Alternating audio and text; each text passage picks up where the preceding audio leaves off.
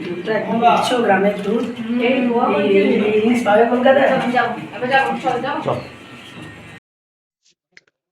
ভোটের প্রচারের আগে নিজের হাতে চা বানিয়ে দলীয় কর্মীদের চা পরিবেশন করে পান করালেন বিষ্ণুপুর লোকসভা তৃণমূল প্রার্থী সুজাতা মণ্ডল।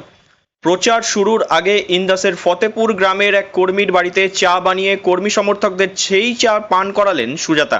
বললেন বাড়িতে প্রতিদিনই নাকি চা বানিয়ে পান করেন তিনি। তবে জনসংযোগে বেরিয়ে চা তৈরি করাটাকে এক ধরনের রাজনৈতিক স্টান্ট বলেই মনে করছেন বিশ্লেষকরা। প্রতিদিনই নতুন নতুন প্রচার করে এক প্রকার শোরগোল ফেলেছেন সুজাতা। এবার চা বানিয়ে কি সেটাই করার চেষ্টা?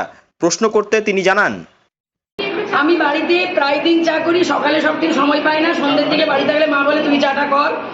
কারণ আমার বাবা এবং মা এবং আমার বোনও বলে যে আমি নাকি ভালো চা করি। আর বাঙালি কি বলুন তো, চা ছাড়া বাঙালি সকালও হয় না, রাতও হয় না। ওই মিষ্টি খেতে।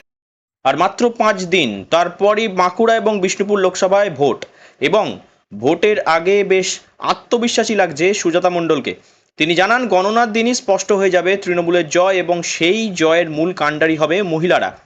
রবিবার চা ছাড়াও মহিলাদের মিষ্টি খাওয়ালেন সুজাতা মণ্ডল, নিজেও খেলেন সেই মিষ্টি।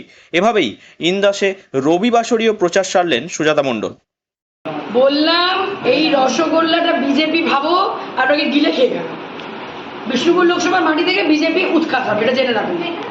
4 জুন বিষ্ণুপুর লোকসভার মাটি থেকে বিজেপি উৎখাত হবে, আর সেটা শুরুয়াতটা আমরা নারীরা অলরেডি করে দিয়েছি।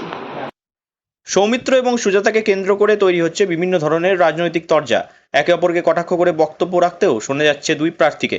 তবে রাজনৈতিক কটাক্ষের চেয়েও প্রচারের নতুনত্ব বেশি গুরুত্ব পাচ্ছে বলেই জানা যাচ্ছে।